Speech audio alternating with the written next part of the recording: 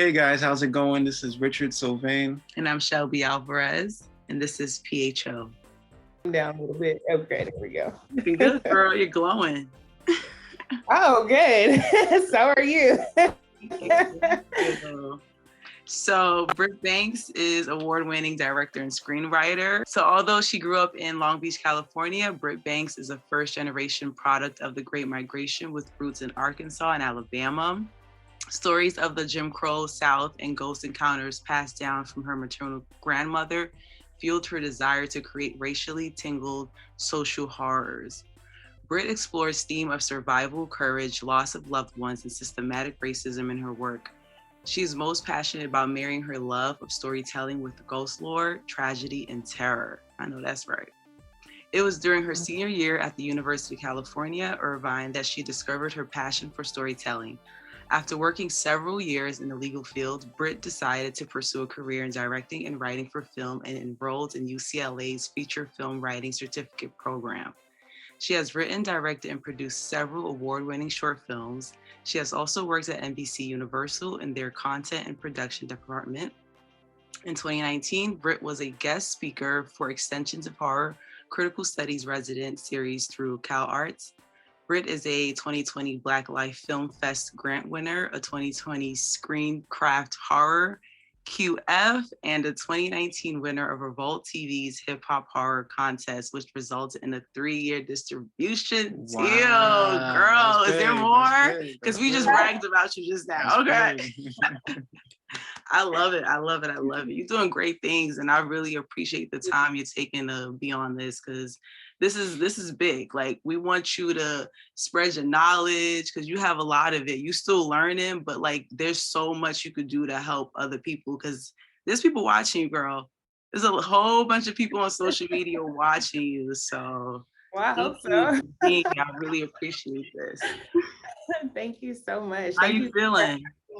I'm feeling good. Actually was working on some things all film related, and this is just such a perfect break in my day. So how are you guys feeling? Pretty good. We're live. Good. Thank you for having me.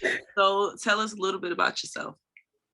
Okay, so as you mentioned, I'm a first gen product of the Great Migration, just meaning that my grandma and grandpa moved my mother up to the Midwest. So I was born in the Midwest, but I was raised in Long Beach, and specifically the North Side. So for those of y'all who don't know, the North Side is right next to Compton.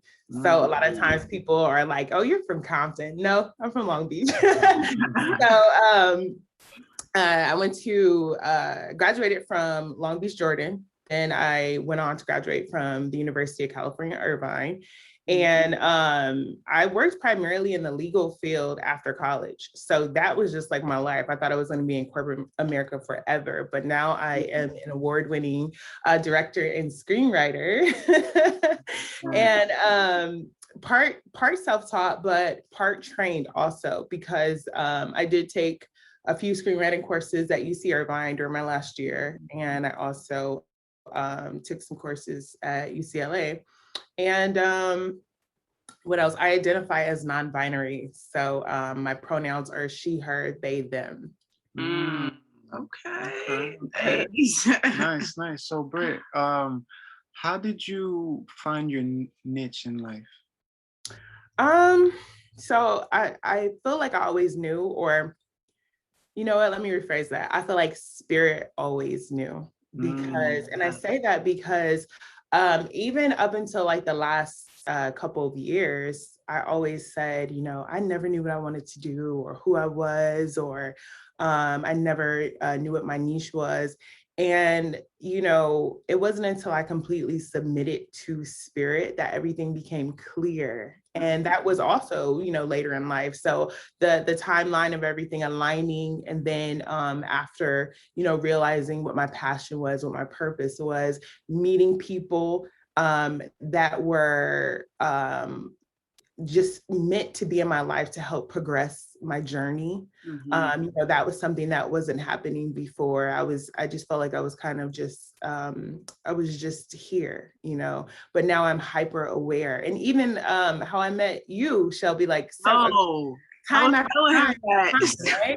right? And so that's literally how my life has been after I submitted to Spirit and after I realized, what it was that I wanted to do with my life. But also, even deeper than that, I will say that when I realized what I wanted to do, I was working my 9 to 5. Sometimes I was even working 2 and 3 jobs just to make ends meet. It's expensive to live in LA. I already knew that. I should have went to law school. But yeah, so, doing what I love, which is the filmmaking and writing and directing, and also just working on other people's sets, losing sleep, but still, working my 9 to 5, still working those 2 and 3 jobs, and then also saving up all my money and putting it into all my projects and not thinking twice about it. Like, if I had to do it all over again, I would do it all over again because I really love filmmaking. So that's how I found my niche. That's how I knew this is what I want to do. I think you investing in yourself is a huge thing, because that's when these networks start to look at you like, oh, she's putting money into her projects, I need to match that. So you're doing everything you're supposed to be doing. There are a lot of people though who are gifted with like crowdfunding and stuff. Like, I know people who crowdfund back to back to back for all of their projects. And so I think that is looked at too. And that's also respected, just because it's like, I would want to work with someone who can get the money. You know what I'm saying? Right. But I will say that recently I was speaking to someone, and she has a management company. One of her clients won an Oscar. And she actually, she stopped me when I was speaking about myself, and she said, wait, you said you fund all of your own projects? And I was like, yeah. And she was like, that's huge. And that's something that, a lot of people don't talk about, that part of the industry. And she wanted to speak with me off of the platform that we were on, just based off that alone. She was like, that's really commendable. And I was like, oh, I didn't even think about it like that. I just feel like I'm doing what I got to do, Right. And then to have someone who I look up to her, for her to want to discuss more, off the platform, I was like, wow, okay. So you're right. I'm on the right track. I'm doing my thing. I'm telling you. We met before I saw you on set, which is crazy how that even happened. But I showed up oh, let me come do background. Why not? We didn't even know. We didn't know. I was trying to build. I was trying to build myself in the industry as well. Just trying to figure out what was good for me. And I was like, well, let me do background. Whether they paid me or not, I was there. And the fact that you paid me, I was like, oh, and she pays. I respected you so much. I'm like, okay, she's doing big things, for real. So let me ask you about specifically the horror. What was something that made you say, I want to do horror? Because that's not an easy thing to write about. It's not. So horror in itself has so many different subgenres. I'll get into some of my favorites and where I'm leading up to with my horror journey. But I would say that I've always been a huge fan of horror, in the same exact way that I'm a huge fan of roller coasters. So there's the thrill of the ride. And for me, it's that feeling when I'm headed up the ride to whatever big fall awaits me once I get to the top of the roller coaster.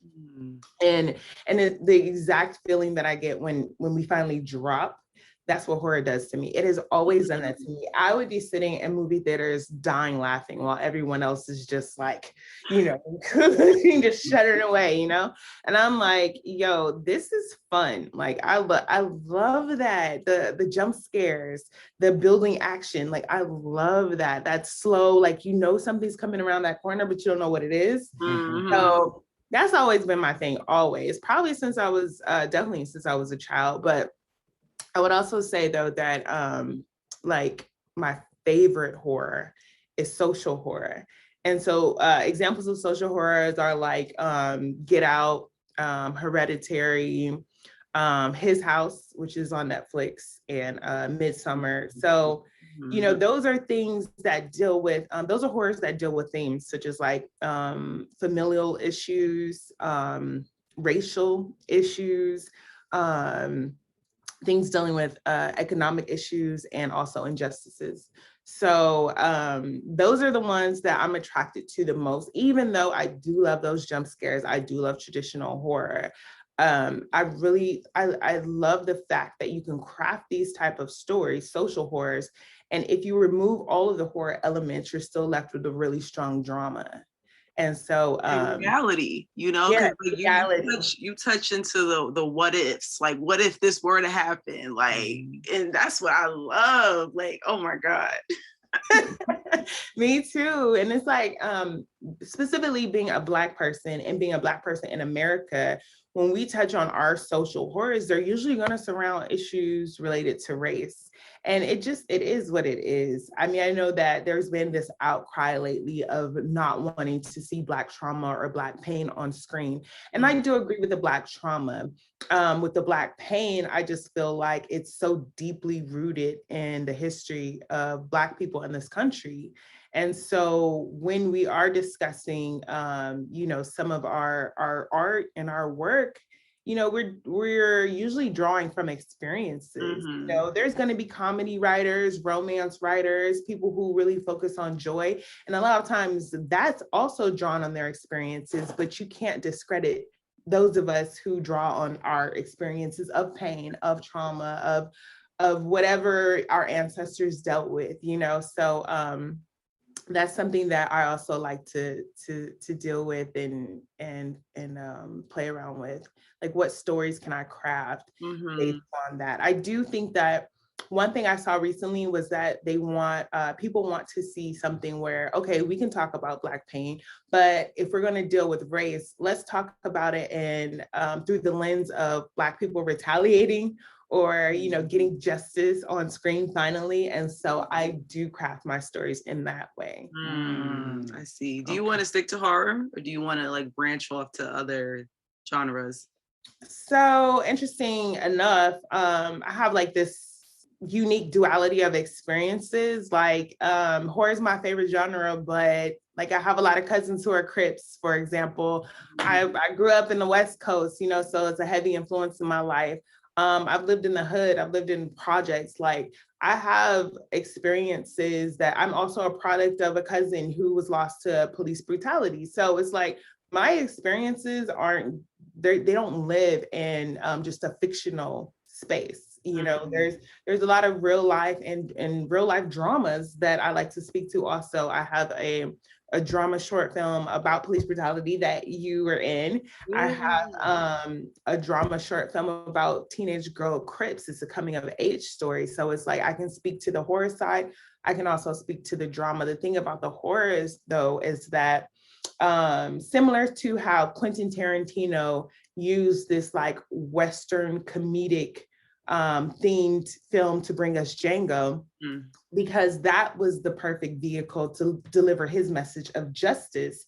There are a lot of messages that people aren't comfortable with viewing through the lens of a drama genre, and horror is the best vehicle to deliver those type of messages. So I could craft a story where, an entity that was once a slave and, maybe practiced magic or something comes back to life and kills everyone on the plantation through the vehicle of horror. That wouldn't work through drama because it would be too much for an audience. So all right. So Britt, how'd you learn how to write scripts, and what did you make sure you did to separate you from the next writer? Well, so the first thing I always tell everyone is that I'm self-taught. And I think that's important because, there are people that do go to film school, and, those English majors, they've just been all about writing their entire lives. And I used to really be so mad at them because they knew all the words and outstanding writers, right?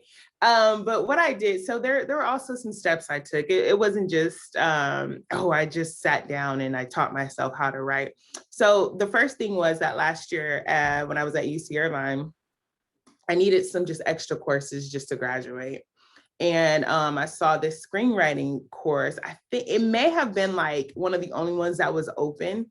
And so I just signed up for it. I've never thought about a career in writing a day in my life before I signed up for these classes. I just thought it would be fun. You know, it has something to do with like entertainment. Cool. I got A+ in all of those, that whole series, because I just clung to it so much. I really enjoyed those courses. I really wanted to impress my professor, and I wanted to, you know, just be good at it while I was in it.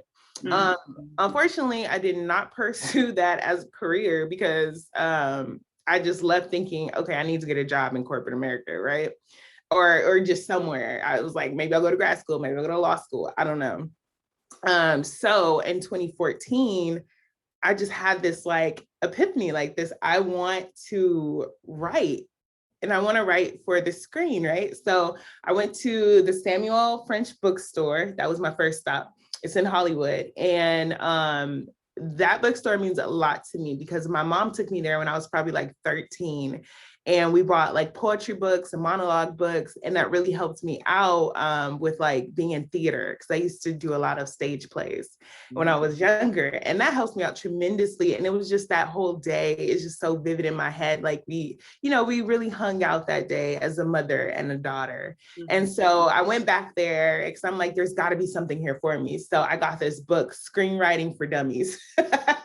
And I was like, this just gotta tell me something, right? So I read that book probably 2-3 times, and I used it closely when I began practicing my writing. I was also given the advice to search for and download PDFs of scripts. So the first one I read, I think, was like Thelma and Louise randomly, because back then you just really couldn't find that many scripts online, you know? Now, of course, we have like Script Slug and things of that nature. And so I read those scripts and tried to really hone in on my own style, not realizing that even though there is a format of screenwriting, people got their own styles. Yeah. You know, I was seeing so many different variants. I was like, okay, I can cling to this, I can take from that, I can keep that. And then I took courses through UCLA's feature film writing extension. So they have a whole program for TV writers, feature film writers, whatever you want to do. And I think that's amazing that they have that, and you don't have to necessarily pay as much as you would if you're getting like your MFA or something like that. Okay. So now that you've like honed your skills, which part of your in the writing process do you feel like you excel at? Like it's your strength. Like, you know, when it's time to do this, you can just, you know, get to like, is it whether it's your attention to detail or creativity? You know, just let us in on that. I think there's 2 parts. So one, I finally gotten to the point where I can help others write. You know, it's because it's one thing when you're writing yourself, but then you're still like, oh, how do I format that? Or how would I write that in the script? So I think that now I've gotten it down to the point where I've memorized like all of the formatting. And like I said, I can go forth and help others. And then also, I think that I really excel in the creativity aspect of it all, because I noticed that I like to be, like you said, extremely detailed with my my action. You know, dialogue is really important, but my action has gotten so much better. Oh my gosh, like over the years, especially now, I'm really proud of myself with the action. Like, I don't think that there is any stone that I've left unturned. I'm like, you're gonna know what's happening next in this script. Okay. So since you explained where you excel at, is there a department or area where you felt like you would have the most doubts, maybe, or like with screenwriting? I think that the doubt comes in when I read people that can tell they were English majors, or like they're just like so poetic or something, because when I'm reading their work, I'm like, bro, like they're writing like authors almost. And so I remember early on when I first started, that was one of the advice that was given, like, oh, you know, we're not reading a novel, so just get straight to the point and be very specific. So I am a very specific writer, but every now and then I will throw in something that I feel is poetic, you know, because it just reads so beautifully. And so I do doubt myself sometimes when I'm reading scripts from people and I'm just like, oh my gosh, this person definitely excelled in English in college. Like I can tell. Who do you look up to as a writer? Oh, there's so many people. Screenwriter specifically. Obviously the Queen, Shonda. And you know what? Yes. So I remember when I first stumbled upon the pilot episode for Scandal. That was one of the scripts that I did find back in the day when I was, trying to search and download. And the very opening action that she put in there, oh my gosh, it was so beautifully written. I was like, okay, Shonda. Yeah, Shonda knows what she's talking about. Okay. I would also say Spike Lee for sure. I've read his scripts and he's pretty true to his scripts when you see it on screen. James Cameron, I've read Avatar several times actually, because it's just so amazing. And it really puts you in the same exact moment as if you're sitting in a theater. Ari Aster has quickly become one of my favorite writers. And this one is not, she is an author, but Octavia Butler. It's just, she's like the blueprint, you know what I'm saying? Like her writing is just phenomenal to me. Ben Corey Jones, he's a writer on Insecure, and funny enough, he's one of the writers that intimidates me because, when I read his stuff and I'm like, God damn, like he's really poetic in his flow and everything. Diablo Cody, she wrote Juno. And Malcolm Dealey, I would say, is another writer that I look up to. Wow, you got a whole list. So we're gonna take a 2-minute break. When we come back, we do want you to read your script, whichever one you chose. You can read a page, you can read 2 pages. It's completely up to you, whatever you're comfortable with. You can read 2 different scripts if you want a paragraph. It's up to you, whatever you want to do. Okay, for sure. All right. So what you got for us? Okay, so I was trying to find a great page of one of my feature scripts that didn't really give like a lot away. So let's see here. Exterior, Benoit Plantation. Joseph pulls into the driveway of a breathtaking Annabella mansion and parks the car. Joseph, Kate, and Ava step out of the car. Ava admires the house and surrounding trees. Welcome home, Ava. It's beautiful, right? Ava nods. It's amazing. I think you're really gonna like it here. Kate smiles and extends her hand to Ava. Ava grabs her hand and they walk into the house. Joseph follows behind with Ava's suitcase. Interior foyer day. The interior is exquisite and neoclassical, remnants of a preserved and haunted past. Kate, Joseph, and Ava stand at the bottom of a large staircase. The family's German shepherd, Shep, runs up to Ava. Ava meets Shep, Shep meets Ava. Ava rubs Shep's head. Jackson, 10, Caucasian, and Malachi, 12, an African-American boy, walk down the stairs. Ava, I want you to meet Jackson and Malachi. Jackson is our biological son, and Malachi is our adopted son like you. Ava shakes Jackson and Malachi's hand. How old are you? 10, but I'll be 11 in 3 months. How old are you? 10, and my birthday is in 2 months, so that means I'm older than you. Well, I'm 12, and that makes me the oldest, so you both have to do what I say. Nobody's listening to you, Malachi. Kate nudges Malachi's shoulder. Yes, come through action. Talk about specific. I like that a lot. I have a question. Like for me, when I write, especially when it comes to dialogue, I think of like, well, when I write, I specifically go into like, if this is the way this situation went, but if it went my way, this is how it would go. That's how I write. So what's your take on writing? Like, how do you create dialogue is my question. I definitely start, from how I would approach all of the situations, but then I always take a step back and then I try and incorporate, other people from, people that I've met to what I think the overall like just not, I don't want to say global, but I'll say global understanding of what this situation would be, or how someone would say something, depending on like what race I've wrote them in, what gender, etc. So it's so many different moving parts for me when it comes to dialogue. And I go through the dialogue several times. Like I take several passes at it because, like I said, I start with myself, then move on to others, then try and think globally. And then I'm like, So it's so many passes. All these voices in your head, right? Yeah. Trust me, I get it. And it's always good to reach out to other people too, because I've written stuff and have gotten notes back, and I mean, definitely take notes with a grain of salt, but I don't think they would say it like this, or maybe they're you'll get those type of notes, and it's good to take that into account too, because this is how that writer or that reader saw it. Who do you go to, like when your work is done and you need it edited? Who do you go to?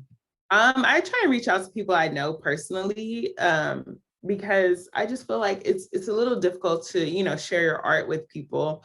And then I think it would be, I think for other people, and this is just like my thought process, I said, okay, if I'm a horror writer and I know someone that's a strong writer, but not a horror writer, it may be best to give my work to them, because they don't have a reason to try and replicate it, because the horror is not their lane. So, I didn't even think about that. Smart. So what's something you're most proud of that not too many people would know about you? That was a great question. And it was kind of like hard, because I feel like I usually put everything, out there already. I mean, I'm proud of so much. Like, I think that I'm most proud about evolving, because I can name all the little, I graduated from college, I did this, I did that. That's great and all. And I'm going to keep reaching for the stars and exceeding and excelling, like all of us, right? But I think the biggest thing for me, the biggest thing that changed my life was my evolution into who I am now spiritually. And I say that just because I remember details, facts, and moments about my life before I became aware of spirit, but everything, I'm just so hyper aware now. I feel like I'm present, I'm here. Like, it's almost like I was somewhere else before that even happened. So that's what I'm the most proud of, to be honest, is that I answered the call and that I evolved. How'd you tap into that spirituality? Because a lot of people don't know how to get into it. So I think it began with me personally, because I grew up in the church, and specifically the denomination was Pentecostal, which is, a lot of people say it's very dogmatic and it's very strict and it's a holiness type of thing. I know that about you. Wow. Yeah, so I was in it deep. Like, man, I was on the nurses board. I'm sure I was an usher in the choir, baptizing people. I was on everything. You know what I'm saying? Like, that was life. Oh. And so I remember I got to the point where church has always been satisfying to me. So I'm not one of those angry people who left and have something against the church. I don't. But I do know that for my own personal growth, I felt that the exact thing I said was, God, I don't even know you, because I've grown up with this kind of acquired behavior, and I'm told everything to do and think and feel. And so I don't even know if you got it. I don't even know if you got me. I just know they told me that you got me. And so it became this thing of me chasing after and searching for my own faith, searching for God for myself. I was more scared of saints than I was of God, like literally scared of saints. Wow. And doing things. And it's like, I only felt bad when I had to go to church and then go down to the altar and tell the saints what I did, right? So it wasn't even God. And so I was just like, I need to find you. I need to know that you're real. And that set off just a series of the craziest events that led me to pretty much unearthing my spirituality and figuring everything out on my own. And so I was comfortable with, leaving the church and practicing on my own And yeah, it led me to here. And I just, like I said, I feel so aware. It's so crazy. So. How does your family feel about that? They definitely didn't take it well. My sister and I, we actually went on the same journey the same exact year. So our journey began in 2012, but we didn't tell each other just because, like, especially growing up in our denomination, everything is just like, they're gonna think this, or they're gonna say this to you, or maybe people say it's judgment. So yeah. I don't know how you want to take it, but that's how it feels. And so we didn't tell each other, but we both, once we told each other, years later, we both felt like an ancestor actually reached out to us, because we both practice hoodoo. And that's also something that we shared with each other later on. Like, how is it that two sisters from the same bloodline both start practicing something, in the same year, and we're after the same thing, but we never spoke about it to each other until years later. Wow. So I thought that was pretty interesting. And I was just like, that really solidified things a lot more for me. And it confirmed like that what I was, the path that I was on was correct. So for people who don't know what hoodoo is. So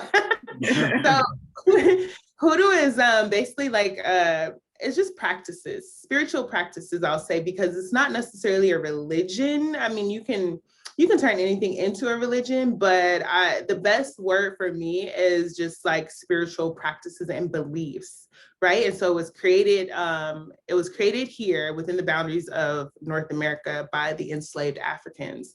And it's basically like an amalgamation of African retention mixed with Native American practices. And some people say European, but I push back on that just because they were forced into Catholicism, they were forced into Christianity, and all of their practices were outlawed. They weren't allowed to do them. So that's where, they may throw in some forms of Christianity, some speak in tongues, things of that nature, when you go really deep.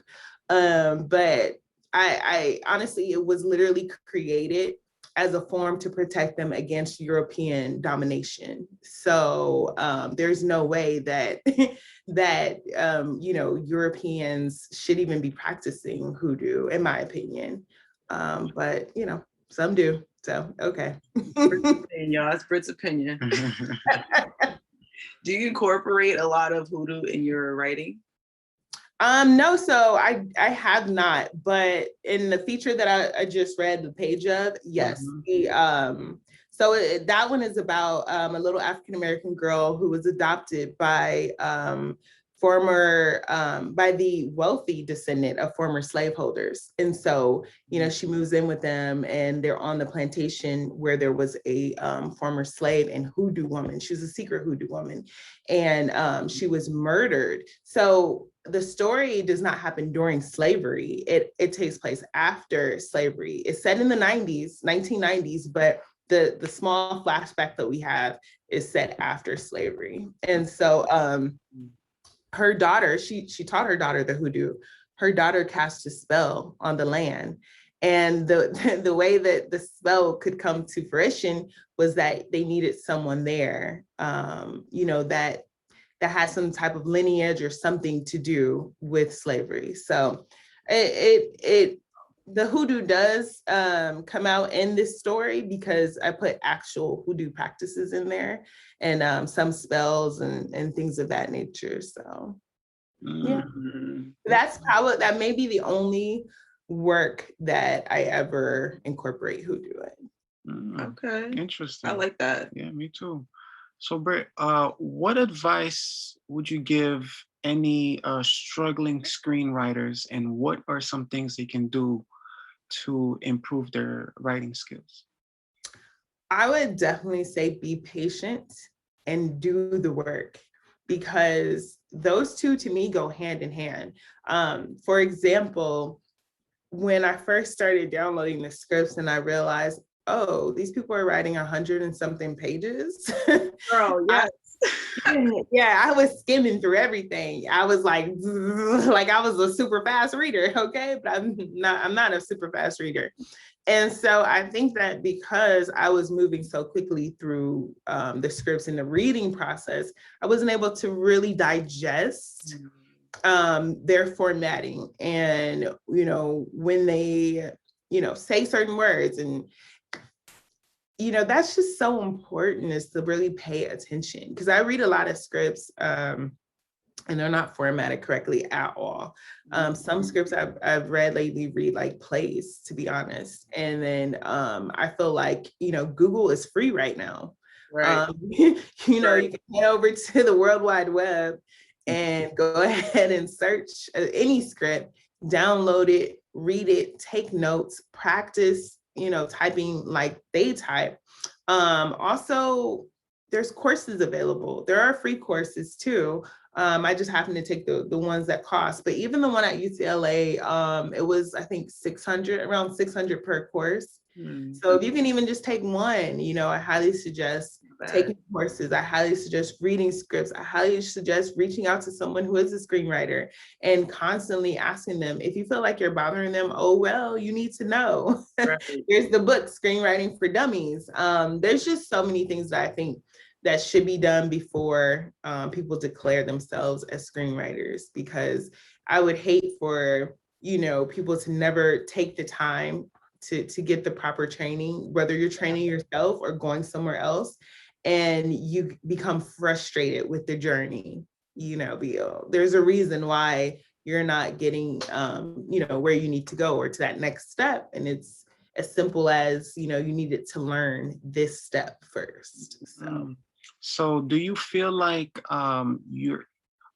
is your work still like challenging you? Like you're still challenging yourself? Or do you feel like now that you've got it, like everything's like motion, like, do you feel like you still have that fire to push yourself more, like, Yeah, no, I definitely feel like there are certain things that are challenging. When I feel like writing is challenging, period. I mean, I follow the writing community on Twitter, for example, and there are people that I follow that are winning awards back to back to back with their writing, and they are still tweeting out things like, they're stressed. The writing is just really like beating them down today, or like, oh, I got through 5 pages, yay me, stuff like that. So it's like, there is never a time when writing, especially like trying to get to 100 pages, for example, trying to get to a good 100 pages, the good story, and fleshed out characters and everything. There's never a time where that's just not going to be challenging. I don't think it's a breeze for anyone. Even if you listen to like Aaron Sorkin, I took his was one of the master classes I took. And I was like, bro, this guy has to be stressed out, because he said he writes like 200 some pages just for the network to scrap it and say, okay, we're only gonna go with like 100 or something. So you gotta crunch, So I'm like, there's no way that the screenwriting is ever going to be easy at all. So now that you just said that, what are some like Brit essentials before writing a project, I like that. What are like your top 5 things that you must have, whether it's location, coffee, a drink, what do you definitely need before you attack a project? We need to hashtag Brit Essentials. I like that. Well, I'm probably weird in my approach to writing, because like, even when I share with some people, they're like, oh, I can never do that. But one, I definitely like the coffee. So I welcome the coffee. I also welcome ginger tea with honey. Those are my 2 drink essentials. As far as location, I try and face windows. Okay. I need something visual to stare at. And I don't know why, but like, I don't want to fall asleep while I'm writing, or I don't want to drift off. And so if I have something like visual in front of me that I can look up and out of every now and then, whether it's a window. And here's another thing, the TV. I love when the TV is on mute. If I'm watching something good, like all last year, I'm not even kidding, I was watching American Horror Story on mute, just going through all the episodes of all the seasons, because I've seen it before anyway, so it was kind of like a refresher for me. But then with it on mute, I'm writing, and then when I would, look up, there was something new that I would catch that I didn't catch the first time. And so I'm like, oh snap, this is going on. And then bam, now my energy is back up, and I'm writing again. So definitely TV or windows, coffee and tea. Also music. I like music while I'm writing. So the TV can be on mute, right? But the music can be playing. And it has to match what I'm writing. If I'm writing horror, I usually listen to horrorcore. Really? Just imagine, like, yeah, Eminem, come on, I'm trying to kill you. You don't want to fuck with me. Like, you're like, oh, okay. So yeah, I just try to match the energy whenever I'm writing. I'm actually going to move into horror romance soon. And so I've been trying to curate like a good playlist for that. So when your boyfriend starts acting up, you can use it as a, motivation. What if? What if moment. Did you ever want to write for any major TV networks? Oh my gosh, I would love to. There's so many. So it really just depends on like what the project would be, to be honest, because I like Shudder. I'm like pretty obsessed with Shudder. I love the idea that there is a major horror network, outlet for us to watch. I would love to write for Shudder. I was obsessed with Bates Motel, the series. Oh my God, yes. And I was so obsessed with it. I was sad when Norma died. I knew she was gonna die. We know the story, but I was really sad when it came time for that to happen. I was so mad at Norman. So I was thinking, you know what? I wouldn't mind writing something like this either, So yeah, there's so many networks. HBO. I would love to write for HBO. But yeah, there are a lot of networks. Bates Motel be considered horror? Yeah, it's horror for sure. So there were just so many horror elements to it. They tried to stay true to the original, with the knife in the shower and everything, but yeah, he kills a lot of people. He was a little psycho. So he was definitely psycho. Yeah, he was psycho. And there weren't that many jump scares in Bates Motel, the series, but it was so good. I really liked it. And that script is amazing too. But hats off to the writers. They did a great job. I gotta write that. I gotta read that script now. Yeah, it's really good. Watch the show. What's the question you wish you had the answer to? When am I gonna make it? And you know what? Okay. So basically, I'm an Aquarius. And that's just something that, we're always wondering, like, what's going to happen next? Like, that is something for us. We need to know what's going on. It's not even about control. And I don't even know if it's like, I don't know if it's like, if it's a curious thing either. I just know that we're really like, okay, well, what's going to happen? When is it going to happen? How is it going to happen? Like, we need to know. So that's been something that's really been just like lingering, I want to say. And, there's also something deeper with that, because I'm not just like in a hurry to quote unquote make it. I also want to know, does the universe have something else that it needs me to learn? Does it want me to grow more in a certain way? Is there something they want me to master more? You know what I'm saying? So it's not necessarily just about when I'm going to make it. It's, okay, does the universe require something more of me before I get to that next step? And what does making it look like for you? Making it for me, it looks like big budget films, having my feature films financed, produced. I don't know if we're going back to a big screen society, but it was always my work on the big screen or on a network. It was always like if I wrote a series, that was always the goal. I've never, because I know some people who are anti-Hollywood, and that's never been me. I'm all about Hollywood. I'm all about making it. I'm all about, being up there with all of the big shot callers. That's me. Do you celebrate your wins during the process? Yes, I do. And what's really funny is I was telling someone, I don't even know if this is funny, but I was telling someone the other day that like at first, when I first started, I was doing stuff. Like I remember my very first short film was at the beginning of 2016. And so I did it, and I was like, oh, I have a film. Like, I was so happy, right? And so looking back, I don't really care for it as far as like, I'm excited that I did it, and I'm so proud of myself and the work that all of us put into it. But it's just not, you know, quality wise, it's not where I am now or where I'm going. Obviously, it was my first everything, but I was so excited about it, and I can't even explain to you the excitement. So when I had posted it, I think on Instagram, I think I got like maybe 30 likes and a couple views. And I was like, people are liking it.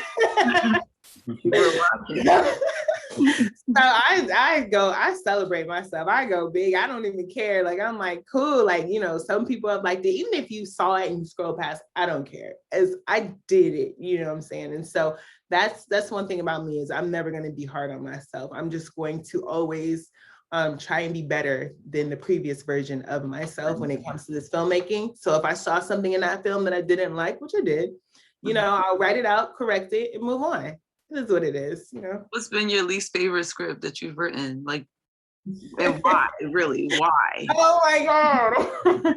So I wrote this web series right after I did my first short film in 2016. So I did that short film, filmed it and everything, locked it in March of 2016. So by April, I had this web series. Each episode was like about 20 pages each. And it really was not a storyline. Like, it was just drama, like a bunch of drama. It was just so random. And so I had a table read for it. I was so excited. And then, you know, I put everything together. We came together for it, and so many things went wrong the day that we filmed it, which is why it hasn't even been, it wasn't edited, it hasn't been released or even talked about. But the problem stemmed from the writing, not necessarily from the production. It was me. So the writing wasn't good.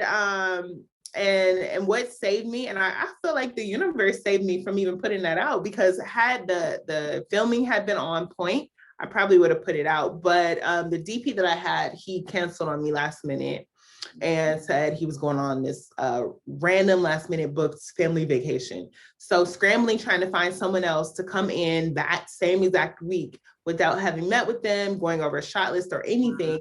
I just took the recommendation of someone that I knew, and the guy who came, so sweet, and I really love he and his wife. I'm thankful that they showed up, but they brought like an old school home camera, like, you know, the kind you have at the family reunions, like on the shoulder of your uncle or something. Girl, and one of yeah, and one of the actors, and I know he was just like saying it, he wasn't trying to be funny or whatever, but he was like, "Man, this looked like BET Uncut," when he was looking at the playback. So needless to say, I wasted $2,500 on that production, but that was my least favorite script anyway. And I'm glad that the universe put so much stuff in the way that I couldn't even release it. So my name is not attached to it, thankfully. So you live and you learn. Should have had you read that. What I hated versus what I love. What was it about? That would have been funny.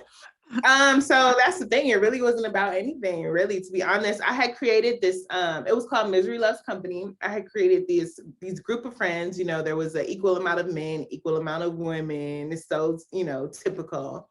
And the main couple, they were always like breaking up, getting back together, fighting, this and that. And so everyone else kind of served as a support system to them. And there was drama in everybody's relationship and in their friendships with each other. And so it literally was about nothing but drama. And I was like, you know, this isn't me. I know who it is, but I'm not going to say his name. This is me. So I'm glad it didn't work out. My suggestion to you, don't throw away the script, rewrite it and turn it into horror. You already have it written. I could do something like that. I would not throw it away, because that's dialogue. Like, that's like 100 pages. Girl, just rewrite it. Simple as that. Like, that's the old you versus the new you. Like, yeah, bring them together and just create magic. I know you could do it. Yeah.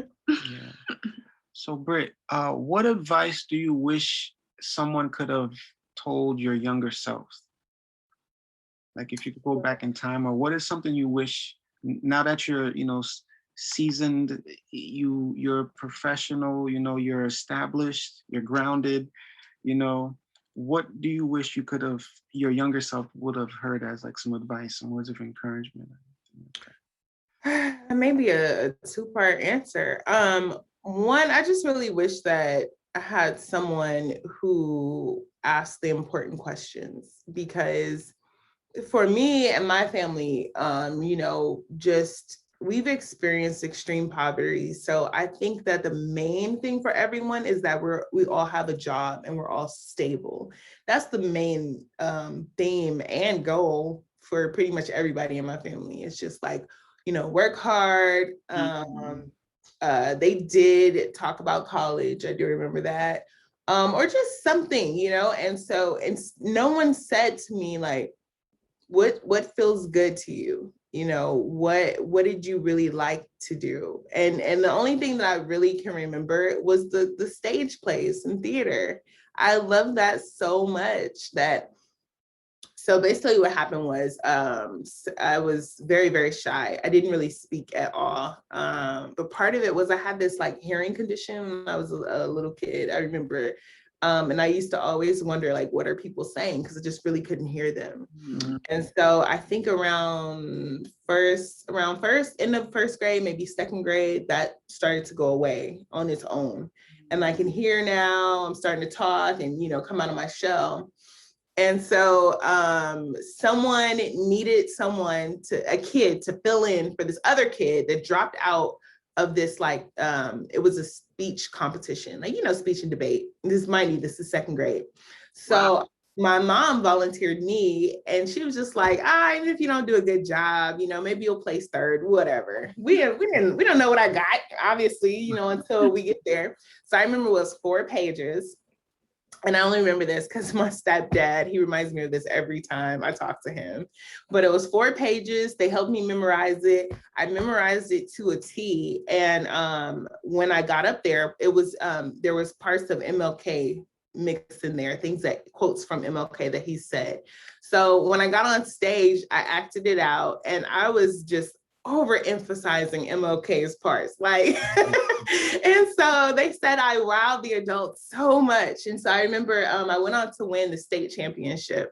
Wow. And so, yes, I went from that on to stage and theater. And I'm like, I really like doing this. So if someone had really honed in on my interest, asked all the right questions when I was a kid, I would have really clung to some form of entertainment the entire way. Instead, I just got lost in the whole, like, get a job so you can survive type of mentality. But yeah, I loved that so much, to the point where when I became an adult, so I think I was 19, and I was like, I need a hobby. I need something to do instead of college, because I'm in college, I'm in class all day long, or I'm working. I end up signing up for acting classes just as a hobby. So there was the actors workshop I went somewhere else. I can't remember the name of that one. And I had went to Amazing Grace Conservatory, which is owned by Wendy Raquel Robinson. She was my teacher, actually, at one point. Had something. Oh, wow. Okay. Yeah, her school is lit. It's very lit. A lot of the kids went on to do some really good things. Like, they're singers now, actors. Dude from Moonlight went to Amazing Grace Conservatory. So yeah, it's a lot of kids that come out of there that go on and do stuff. But again, for me, I didn't cling to that because I'm trying to think as realistically as possible on what my family's saying. Like, nobody's going to take care of you, and you need to make sure, Mm-hmm. So that's where that went. But yeah, just as if someone had asked the right questions and pushed me into the path of what I truly enjoyed, I think my life would have been lit, more lit. What does your mom think about your movies? So at first, parents are the toughest critics, Yeah, because at first, when I first told her that I may want to pursue a career in entertainment, that was during my last year at UC Irvine, when I was taking those screenwriting courses. And again, like I said, I didn't even know that there was this whole other life to entertainment. Like, obviously there's writers, right? So I told her, and she just was not for it at all, at all. And then as I went on, like, I do recall she wasn't, I mean, with my first short film, it was just kind of like, oh, that's cute, you know. She started to pay attention when I did Thick. And she was kind of like more involved and more like, well, what can I do to help? And so she brought food to set. Yeah, I met your mom. Yeah, which is so nice, right? And I was like, okay, she's starting to see, like, even if this is a hobby or even if this is just something I'm doing on the side, this is cool, you know, like, and she wants to be involved. And now she's like just 100% invested. With the latest short film that I did, Blue Laces, she said her mouth was open most of the time that she watched it. She's like, I can't believe that my daughter did this. And so that felt really great. It's chills too. I'm so proud of you. Thank Everybody you. know how they can follow you. If they have any questions for you, how can they contact you? Definitely. So on Instagram, it's just my name, Britt, Britt, Banks, Banks. On Twitter, it's the same, but with an extra T in the middle. So it's BRITTT BANKS. If you want to contact me, you can always email. It's Britt, BRITT.Banks, BANKS at BrittBanksProductions.com. So it's just a whole bunch of my name over and over. That's right. I love it. Tyler Perry did it. You could do it too. Okay. I want to thank you so much for joining us. Like, you're amazing. I keep telling you how proud I am of you. And I'm gonna keep telling you, I'm here to support you 1,000%, whether I'm doing background, whether I'm writing, whatever you need me to do, I'm here because you're my sister. Thank you so much. I super appreciate you too. And I feel like whoever was there in the beginning, we like this, okay? Exactly. And you were there like randomly and then purposefully. Yeah. You were there, so. Thank you. And I'm super proud of you too. Like I'm following you. I see you. You're doing big things. Thank you. So this is the screenwriting portion of things. We would love for you to come back for the directing. You know, we're gonna have directors coming too to talk and give us some gems. And we would love for you to be one of our directors. I would love to come back and talk about directing. Yay. Thank you. Thank you. Really Till next time. Yes. Thank you. All right. Bye. Bye.